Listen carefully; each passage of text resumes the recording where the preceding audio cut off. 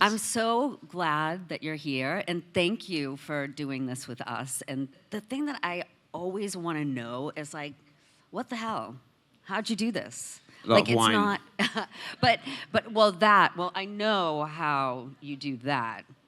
But like, being a television composer isn't a job that you can like apply for, and like for every composer that there is that achieves this level, there's a completely different story as to how they got there. So like, how did you do it? It's not been about necessarily joining a crew of composers and working your way up. It's been about finding our own filmmakers, kind of building a name for ourselves where we were originally, and then coming to LA with that voice and with that crew of people that we work with. And this is a guy that I worked with on a show a couple of years before who brought me on again for Drops of God. So that's what it's all about for me, is those relationships over 15 years that I've built.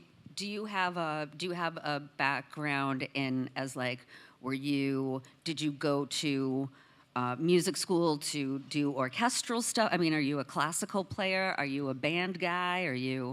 I'm a classical guy. Like, I played cello in orchestras growing up, but I was more interested in studying production, like music production. So I studied a songwriting and producing course, because all of what we do is very connected. And I didn't really think that you could earn money being a composer. Right. And then, long story short, David Arnold came and did a talk at my college, and he was like, "This is how you earn money." And I was like, "Okay." Done. Done. Job done. Right.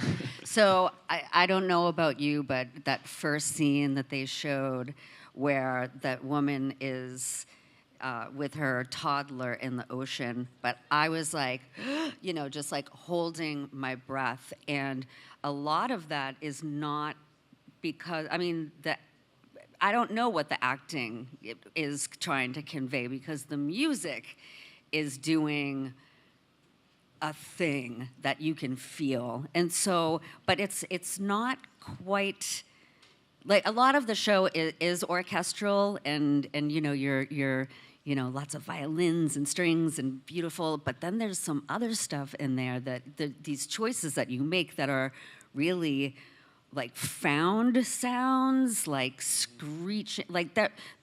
In that, there was sound in there that wasn't an instrument, but it was musical. What the hell? Yeah, so similarly to my good old friend Sagan going to Zambia, I went to the vineyards in Santa Barbara and sampled some grapes. No grapes. Jenny, I'm serious.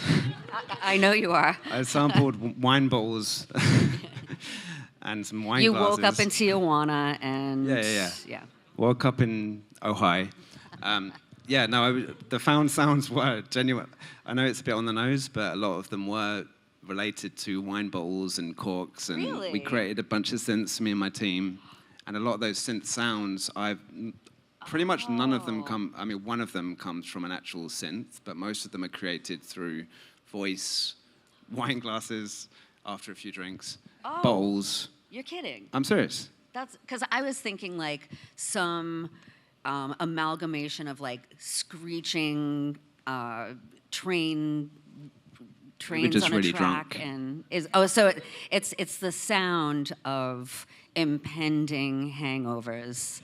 Yeah, exactly. No, it was, I like to find a brief or a way to kind of create some bespoke instruments, and it was a bit on the nose. Usually I wouldn't necessarily go for wine glasses on a wine show, but the filmmaker's a good friend of mine, and he thought it'd be funny, and I like the idea of going to a vineyard and recording a bunch of sounds. But it doesn't sound like you're just doing like, ooh, on a wine glass, or maybe it does actually. Well, a lot of the percussive elements are, they're like from a wine glass, or the bass stuff is like a down-tuned wine bottle. So do you just create like a library of all of these crazy sounds, and then do you import them into like a synthesizers? Yep, pretty much, and then play them in. And then just like, bing, press a button. Yeah, pretty much as simple as that. Instant wine glasses. Wine glasses, wine bowls, and vocals, lots of voice elements, and we created synths out of that. Do you do any of the voice stuff? No, but I tried, but one of my team, she's an amazing viola player, so she did a lot of the kind of experimental viola stuff, and then she's an amazing singer, so I sampled her, and then we created some instruments out of her voice. I'm for hire as a singer. Now that I've met you, Kay, was there a lot of pressure to like sound a certain way? What was that conversation going into it? So I came in on Series 2. So okay. Series 1 was a different composer. Series 1, it was supposed to be a limited series for Apple, and then did better than they expected, so they commissioned it for a second series. It won the International Emmy, Series 1. So yeah, it was a lot of pressure coming in on that. Yeah, really. And it's the first time and probably the only time ever I'll be hired on something that I was already a fan of.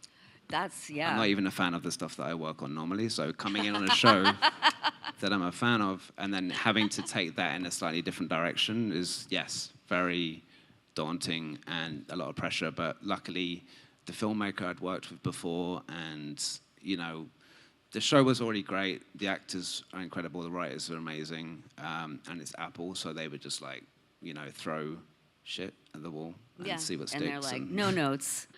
So what was your process then going into season 2 then?